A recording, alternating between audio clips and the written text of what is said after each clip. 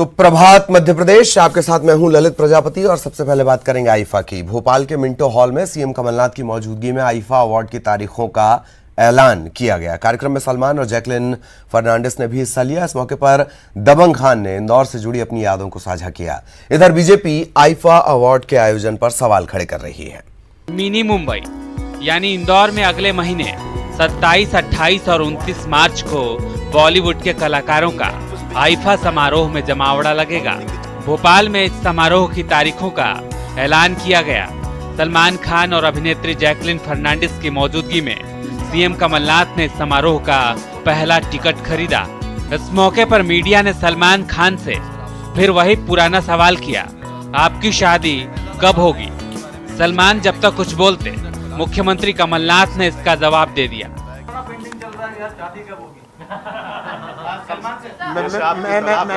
मैं बता देता हूँ। देखिए, मैं तो इनको राय दे रहा हूँ कि ये मध्य प्रदेश में ज्यादा समय काटे, शुरुआत छिंदवाड़ा से करें, तब ये प्रश्न ही आपको पूछना पड़ेगा। इस मौके पर दबंग खान ने मध्य प्रदेश और इंदौर से जुड़ी अपनी यादें साझा की। उन्होंने कहा कि इस प्रदेश से उनका पुराना नाता है और यहाँ से उनकी 6 पीढ़ियों की यादें जुड़ी हैं। जब भी एक ऑफर आता था हमको कि चलो लंदन चलो, पेरिस चलो, अमेरिका चलो, तो हमारा यही था कि हम आएंगे इंदौर और ओल्ड पलासिया और बर्दरी खेत पे ही रहना पसंद करते थे। तो सर्दियों की छुट्टी और गर्मियों की छुट्टी जीप में बैठे यहाँ पर आए, 1.5-2 महीने बिताए और वापस से मुंबई। हमारा तो भोपाल और इंदौर से वैसे ही लगाव है। तालीम भी मध्य प्रदेश में ही हुई, आधी ग्वालियर में सिंधिया स्कूल के अंदर। तो ये बचपना जितना भी गुजरा है वो यहीं से जितना भी सीखा है, बड़े भाइयों से, चाचाओं से, चाचियों से। ये जो भी आप देख रहे हो सलमान खान को पर्दे पे, जितना भी जो मैं हूँ अच्छा ही हूँ, बुरा तो नहीं कह सकते, वो यहीं की तालीम की वजह से हूँ।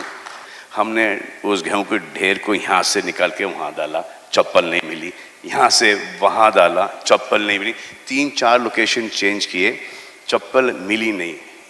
एक ही चप्पल मिली, दूसरी चप्पल का अभी तक राज है। अभी तक तेसू की चप्पल ढूंढ रहे हैं हम लोग। ओल्डर ब्रदर तो नहीं कह सकते इनको, यंगर ब्रदर ही कहना पड़ेगा। वहीं इंदौर में होने जा रहे आईफा अवार्ड पर सियासत भी शुरू हो गई है। बीजेपी ने इसे जनता के मुद्दों से ध्यान भटकाने वाला बताया है। इस तरह के अवार्ड के फंक्शन आयोजित हों, इसमें सीधे तौर पर हमें कोई आपत्ति नहीं है, लेकिन सरकार, मैं बार बार कह रहा हूं, सरकार केवल जनता का ध्यान बांटने की कोशिश कर रही है। अब आईफा अवार्ड से आप ये कह सकते हैं कि थोड़ी ब्रांडिंग होगी, लेकिन इसके अलावा जनता को कौन सा लाभ होने वाला है? हुजूर, आपका हाथ तो अतिथि विद्वानों के सिर पे होना चाहिए था। आपका हाथ तो गरीब कर्ज से दबे हुए किसान के सिर पे होना चाहिए था। आपका हाथ तो बेरोजगार नौजवान के सिर पे होना चाहिए था। करोड़ों रुपया आईफा अवार्ड पे आप बर्बाद कर रहे हैं। जब आप पे पैसा होता तब खर्च कर देते आईफा अवार्ड पे। अभी क्या आवश्यकता आन पड़ी थी इस अवार्ड की? या तो खजाना खाली करने का विचार और जवान या बात अपनी कहना बंद करें, और या इस पर बर्बादी बंद करें। दोनों में से एक चीज तो बंद करना चाहिए। कोई विमान खरीद रहा है, अभी हीरो हीरोइनों का मेला लगना है भोपाल इंदौर में, आपने पढ़ा होगा। वो कौन चोपड़ा है, हीरोइनें आ रही हैं, प्रियंका चोपड़ा। 1-2 हीरो का नाम भी लिखा था, वो भी आ रहा है।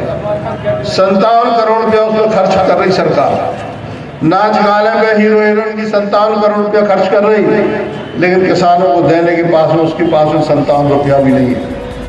एक तरफ जहां बीजेपी आईफा अवार्ड को लेकर सरकार पर निशाना साध रही है, वहीं दूसरी तरफ सरकार की कोशिश एमपी की ब्रांडिंग की है। आईफा अवार्ड के जरिए सरकार बॉलीवुड को रिझाने की कोशिश में है।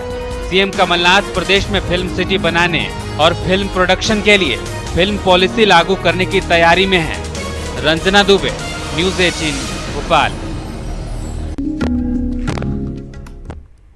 तो आईफा अवार्ड का आयोजन किया जा रहा है। तकरीबन 57 करोड़ का खर्च आएगा और इसी 57 करोड़ को लेकर ये सारी राजनीति हो रही है। ये कहा जा रहा है कि बीजेपी की तरफ से ये कहा जा रहा है कि अब जब किसानों को ज़रूरत है मदद की, आर्थिक मदद की, या नौजवानों को ज़रूरत है, उस दौरान में आईफा अवार्ड्स का औचित्य क्या है, ये भी बड़ा सवाल है।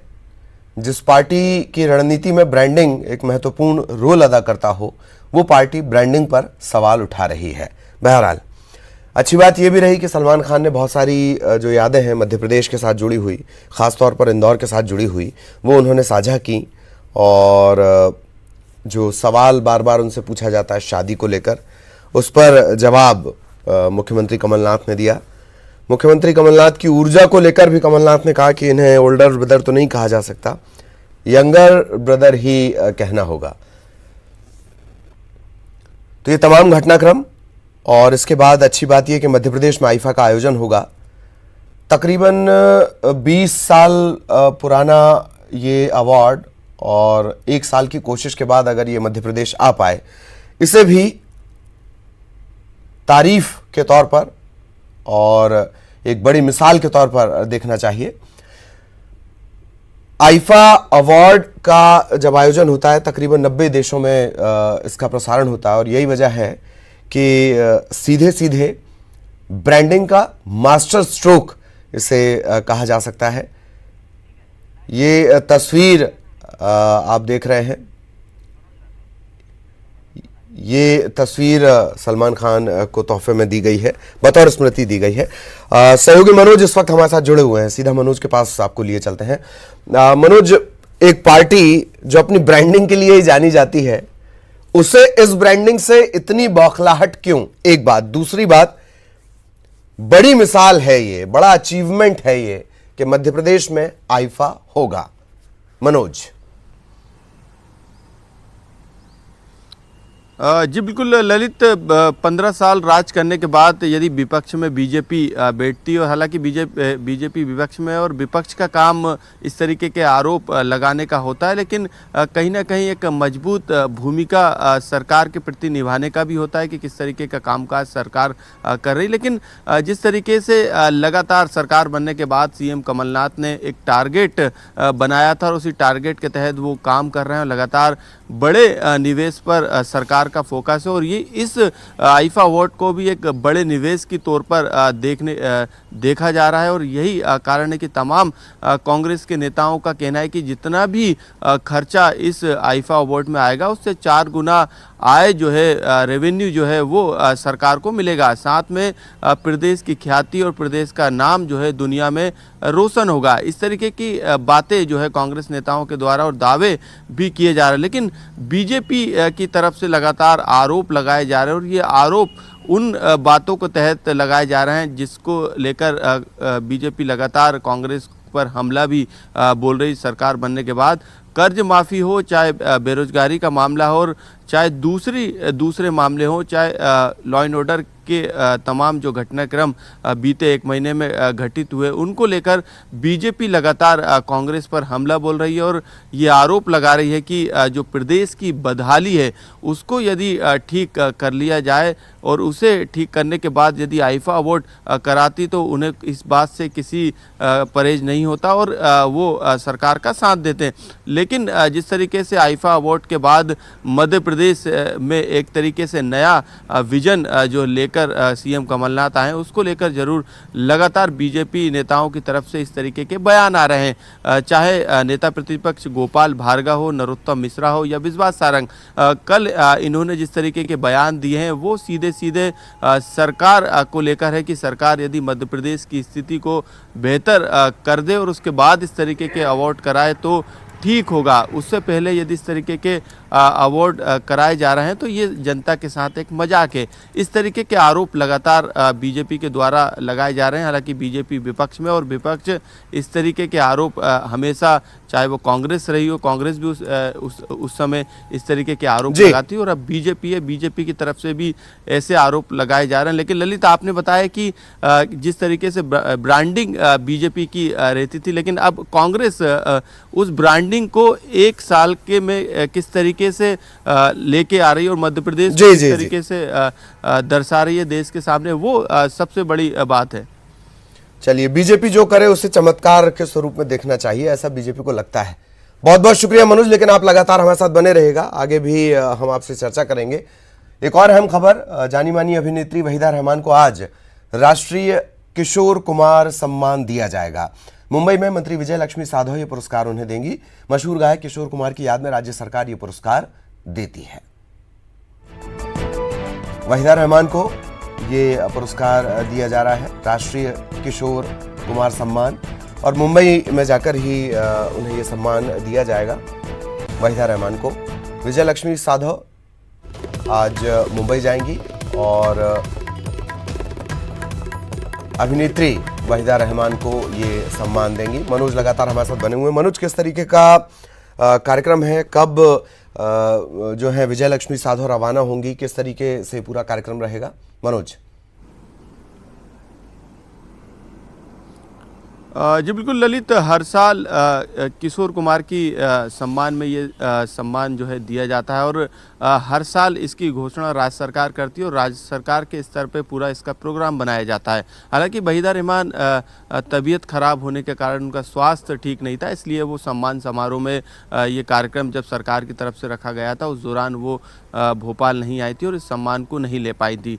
यही कारण है कि अब सरकार की तरफ से ये बड़ी पहल की गई है। यदि कोई कलाकार नहीं आता है तो उसके घर पे जाके उसको सम्मानित करने का काम अब राज्य सरकार कर रही है और यही कारण है कि सीएम कमलनाथ के निर्देश के बाद खुद विभाग की मंत्री आज मुंबई पहुंचेंगे और मुंबई जाकर वहीदा रहमान को किशोर कुमार सम्मान भी देंगी। तो ये पहले राज्य सरकार के द्वारा, इससे पहले या तो विभाग के अधिकारियों के द्वारा भेजा जाता था सम्मान, लेकिन सीएम कमलनाथ ने ये निर्देश दिए थे मंत्री को कि वे खुद जाएं और वहीदा रहमान का सम्मान करें, क्योंकि मध्य प्रदेश का सबसे बड़ा सम्मान ये माना जाता है और यही कारण है कि उस समय जब वहीदा रहमान नहीं पहुंची थी और उनकी जब खबर ली गई तो पता चला कि स्वास्थ्य खराब होने के कारण वो मध्य प्रदेश नहीं आ पा रही इस सम्मान को लेने के लिए। लेकिन जिस तरीके से सरकार ने निर्देश मंत्री को दिया उसके बाद खुद मंत्री जो है अपने विभाग के अधिकारियों के साथ इस सम्मान को लेकर मुंबई करीब 10 से 11 के बीच पहुंचेंगे और वहां पर वहीदा रहमान को इस किशोर कुमार के सम्मान से सम्मानित करेंगी। चलिए मनोज, इस खबर के लिए आपका धन्यवाद, लेकिन कुछ और खबरों को लेकर भी हम आपसे चर्चा करेंगे और इनमें से एक अहम है संघ प्रमुख मोहन भागवत का भोपाल दौरा। मध्य प्रदेश में लगातार संघ प्रमुख हैं, लंबा ये दौरा है और भोपाल के दौरे का आज दूसरा दिन है। संघ प्रमुख आज मध्य प्रदेश और छत्तीसगढ़ के अनुषंगिक संगठनों के साथ चर्चा करेंगे। कल संघ प्रमुख ने आरएसएस के जिला प्रचारकों और क्षेत्रीय प्रचारकों के साथ बैठक की थी। संघ प्रमुख ने ये जो बैठक हुई ये शारदा विहार आवासीय विद्यालय में हुई है। प्रचारकों का परिचय जाना, उनके संस्मरण सुने और शिकायतें भी इस मौके पर सुनी।